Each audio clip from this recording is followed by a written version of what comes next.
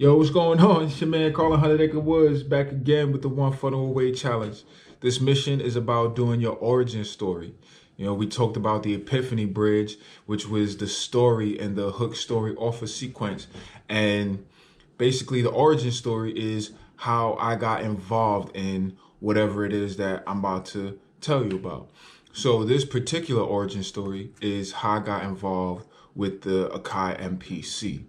So stay tuned for that. Let's get to it. So a little bit of a backstory about how I got my MPC. I actually just got it in 2014. It was the gray, slim MPC studio that you connect to the computer and run it off of the MPC software. And it was like a dream come true. Like I always wanted an MPC ever since high school. They were saying how all the hits of the 90s and the 2000s were done on an MPC. Ron Browse, Swiss Beats, Manny Fresh, all the greats. The beats that you could think of that people were dancing to was made on an MPC. And my desire was just to be a part of that legacy. I always wanted to have my own record label, and I wanted to make fire beats for hit music. And the thing was, I was trying to learn how to do FL Studios and Logic, and that was really pissing me off because, back then there weren't really any tutorials in depth on FL Studios or on Logic. It was just like people showing off that they know how to make beats on there. And it was really nothing that I could find on the MPC. So it was really tough just learning to finesse the MPC software, because before that, it was really just hardware based. You import your sounds and you make sample based beats. It wasn't like you made original beats from scratch on there. I would find different tutorials on Logic or FL Studios and try to apply it to the MPC. But when it really came down to it, the different workstations, the different apps for making music they had their own nuances. So things that I would be seeing people do on FL Studios, I couldn't really apply it to the MPC software. And that kind of messed up my flow for a while, even though I stayed dedicated to it. I learned to work through it, work around these different issues that I was having. But I kind of got it in my head that maybe if I just use the fundamentals that I was learning from the videos instead of the advanced techniques, that I would be able to finesse it for the MPC.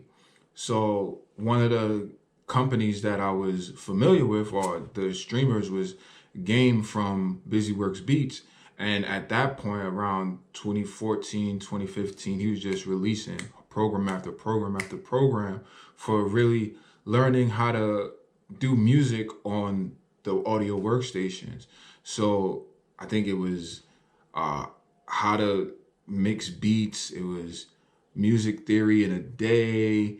It was beat magic, melody magic, chord magic. All those programs, I paid for them and really invested time, money, and attention into learning the fundamental theories of it so that I could apply it to the MPC, and it really did help. Learning music theory as applied to digital music was fantastic. Learning how to make melodies for a digital workstation like the piano roll made so much sense, instead of how to read sheet music, how to put chords together and chord progressions together for these things.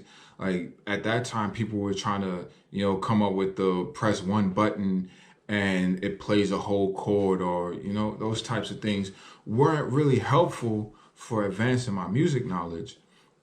But learning the fundamentals, again, going back to fundamentals, really helped me understand how to make a beat digitally, and then applying it to the MPC software was just boom, boom. It was a double impact, because I was able to, one, have a fundamental music knowledge, and then learning it through the MPC software was just everything that I could ask for at the time. So I was cranking out practice beats, But then it came to a point where I was I hit a wall because I couldn't apply everything from the FL Studio videos to the MPC.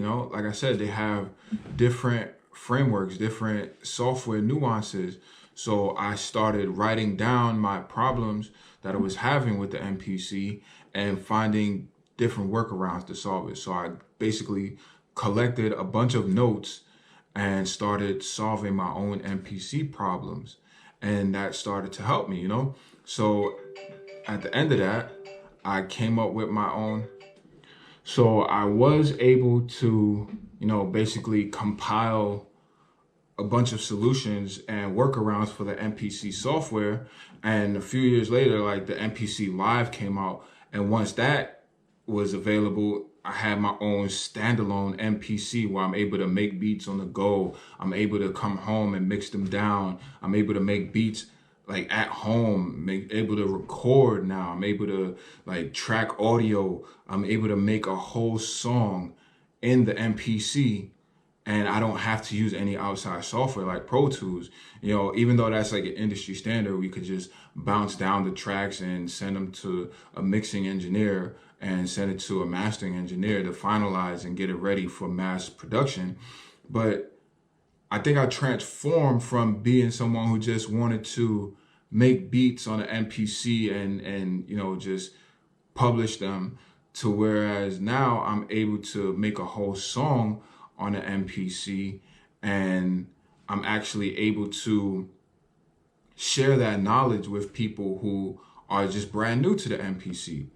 So now they have the MPC 1, and people who are just now getting their first MPC and it being the MPC Live or MPC X. And in the future, they're going to have the MPC Live Part 2.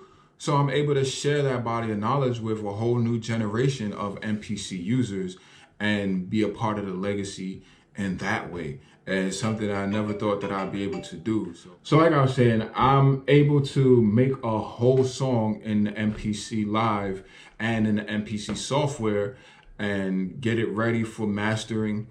And also I'm able to share that information on how to do it with a whole new generation of MPC users and be a part of the MPC legacy that way. So I'm really just happy that I was able to learn how to make beats in the MPC, and I could do MPC tutorials for the new generation. So thanks for listening. I'll catch y'all later. That's Hunter Woods. Peace.